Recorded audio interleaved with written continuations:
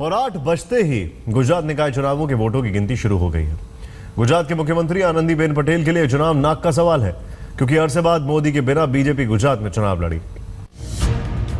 गुजरात में किसका बजेगा डंका? फिर दिखेगा गुजरात में बीजेपी का दम। अग्नि परीक्षा में पास होंगी आनंदीबेन पटेल।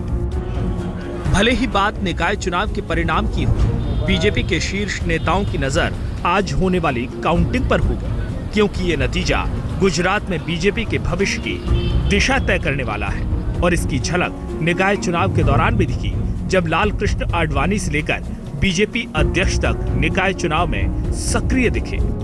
निकाय चुनाव का परिणाम इस मायने में भी बीजेपी के लिए महत्वपूर्ण है, क्योंकि एक तो ये प्रधानमंत्री नरेंद्र मोदी की गैर हाजिरी में लड़ा गया, दूसरा इस पर पटेल आरक्षण आंदोलन की छाया भी रही।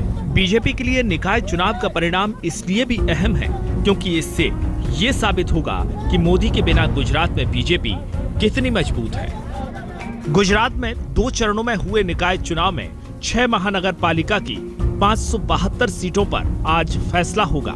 वहीं 56 नगर पालिकाओं की 2096 सीटों के परिणाम घोषित होंगे। निकाय चुनाव के तहत 31 जिला पंचायतों की 998 सीटों और तहसील पंचायतों की 4778 सीटों के नतीजे भी आज सामने आएंगे। निकाय चुनाव में अब तक बीजेपी का कब्जा रहा है। 6 महानगर पालिकाओं अहमदाबाद, सूरत, वडोदरा, राजकोट, जामनगर और भावनगर में बीजेपी का नियंत्रण है। वहीं 2010 में हुए चुनाव में महानगर पालिकाओं और ग्रामीण इलाकों के चुनावों में बीजेपी के पास 2/3 बहुमत रहा है। हालांकि बदले माहौल में इस बार कांग्रेस कुछ करिश्मे की उम्मीद कर रही है। पार्टी को उम्मीद है कि बीजेपी से पटेल समुदाय की नाराजगी उसे चुनावी फायदा दिला देगी। कांग्रेस की नजर बीजेपी की 15 साल की एंटी इनकम्बेंसी पर भी है।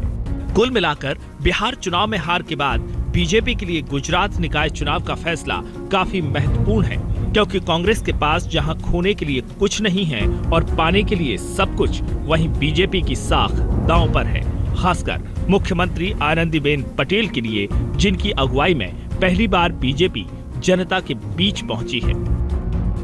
अहमदाबाद से गोपी घांगर के साथ आज तक ब्यूरो।